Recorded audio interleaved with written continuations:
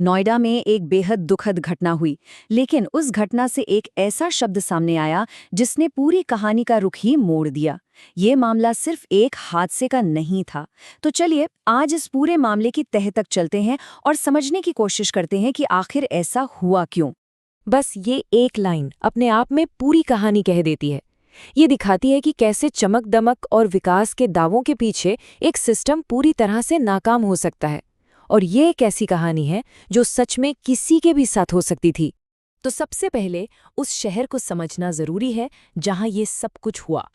एक ऐसा शहर जिसकी एक चमकदार तस्वीर तो हम सब देखते हैं, लेकिन उसकी परछाई में एक बहुत ही स्याह हकीकत भी छिपी हुई है। नोएडा नाम सुनते ही क्या आता है जहन में?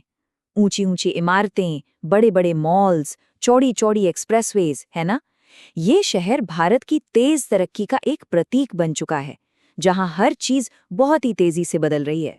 पर इसी तेज रफ्तार के नीचे एक बहुत खतरनाक सच दबा हुआ है। अधूरी सड़कें, बिना किसी चेतावनी के खुले पड़े कंस्ट्रक्शन के गड्ढे और सेफ्टी के नाम पर लगभग कुछ भी नहीं।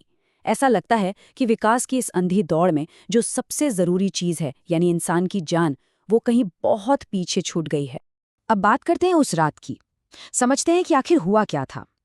देखिए, ये कोई अचानक हुई घटना नहीं थी, बल्कि ये तो लंबे समय से चल रही लापरवाहियों का एक बहुत ही भयानक नतीजा थी।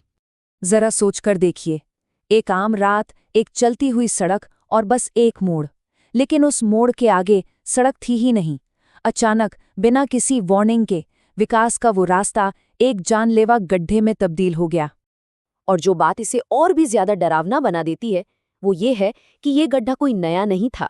ये महीनों से, जी हाँ महीनों से वहीं खुला पड़ा था। न कोई साइन बोर्ड, न कोई बैरिकेड, न कोई लाइट, मतलब एक खुला जाल जो बस अपने अगले शिकार का इंतजार कर रहा था।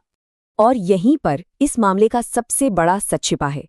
जब कोई खतरा महीनों तक नजरअंदाज किया जाता रहे, तो उसे सिर्फ एक गलती नहीं कह सकते, ये सीधे सीधे लापरवाही है।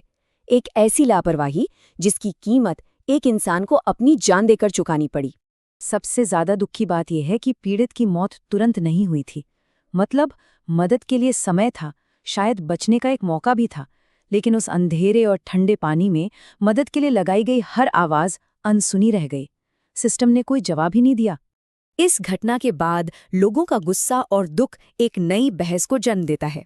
धीरे धीरे लोगों की सोच बदलने लगती है कि ये सिर्फ एक हादसा नहीं था, ये उससे कहीं ज्यादा गंभीर मामला था।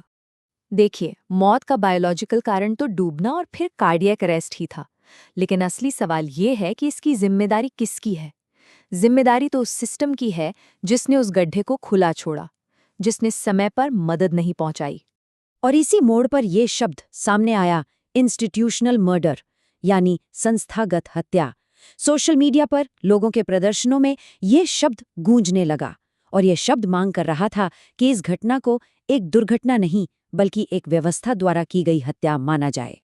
तो ये संस्थागत हत्या आखिर है क्या? इसका सीधा सा मतलब है, जब किसी की जान किसी एक इंसान की वजह से नहीं, बल्कि नियमों की अनदेखी, जवाबदेही की कमी और एक पूरे के पूरे सिस्टम के फेल होने की वजह से चली जाए। जब कुछ ना करना उतना ही जानलेवा बन जाए जितना कि कुछ करना। लोगों का गुस्सा सिर्फ एक मौत को लेकर नहीं था, ये उस डर से निकला था कि अगर ऐसा नोएडा जैसे बड़े शहर में हो सकता है, तो फिर ये किसी के भी साथ कहीं भी हो सकता है। ये डर था कि अगला नंबर किसका होगा। तो चलिए अब इस विश्लेषण के आखिरी हिस्से पर आते हैं। यहाँ हम देखेंगे कि आधिकारिक तौर पर हुआ क्या और कौन से सवाल हैं जो आज भी जवाब मांग रहे हैं। हाँ, कागज पर कार्रवाई तो हुई। एक स्पेशल इन्वेस्टिगेशन टीम यानी एसआईटी बनाई गई, कुछ अधिकारियों से पूछताछ भी हुई और बिल्डर के खिलाफ केस भी दर्ज कर लिया गया।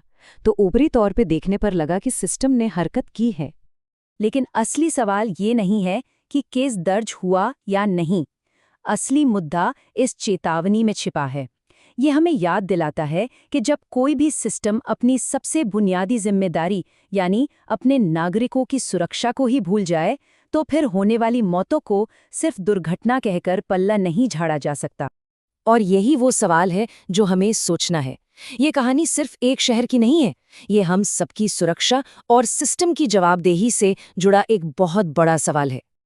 ये विश्लेषण उन सभी लोगों को समर्पित है जिन्होंने सिस्टम की लापरवाही की वजह से अपनी जान गंवाई है।